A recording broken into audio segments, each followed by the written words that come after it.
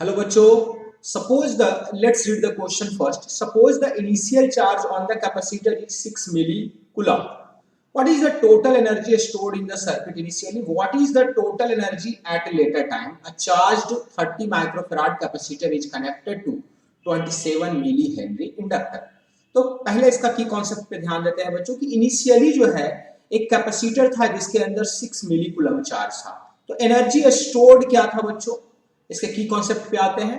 Energy stored was Q square upon 2C और Q की value थी 6 इंटू 10 पे पावर -3 का whole square upon 2 into C की वैल्यू है कितनी 30 इंटू 10 पे पावर -6 और ये हो जाएगी बच्चों 36 upon 60 and this is equal to energy stored जो हो गई energy stored equal to 0.6 joule. This is the total energy stored in the capacitor initially, right?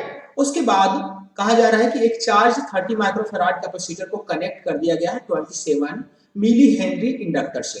तो बच्चों जब एक कैपेसिटर को, एक चार्ज कैपेसिटर को एक इंडक्टर से कनेक्ट कर दिया जाता है तो इनके बीच ऑक्सीलेशन होना शुरू हो जाता है, जिसको हम लोग LC ऑक्सीलेशन कहते हैं।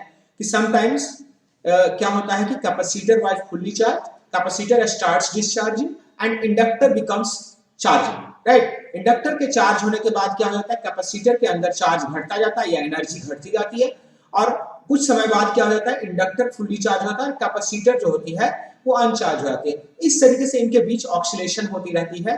तो क्या होगा बच्चों कि एट एनी टाइम टी अगर हम देखेंगे कि energy stored in capacitor plus energy stored in inductor will be equal to 0.6 joule. मतलब दोनों के बीच में जो एनर्जी होगी, लाइक कैपेसिटर में जितनी एनर्जी स्टोर्ड है और कैपेसिटर इंडक्टर में जितनी एनर्जी स्टोर्ड होगी, दोनों का जो सम होगा बच्चों वो 0.6 जूल के हमेशा बराबर होगा। लेकिन जब एक इंडक्टर को हम जोड़ेंगे तो उसकी चार्जिंग शुरू हो जाएगी। After some time inductor become charge and capacitor की डिस्चार्जिंग होगी। कुछ समय बाद इंडक्टर की डिस्चार्जिंग होगी और कैपेसिटर की चार्जिंग होगी। इस तरह से इनके बीच LC ऑक्सीलेशन होता रहेगा, लेकिन दोनों के टोटल एनर्जी का जो सम है वो हमेशा 0.6 जूल के बराबर होगा। Thank you, all the best बच्चों। होपफुली आप सभी को समझ में आया होगा। Thank you.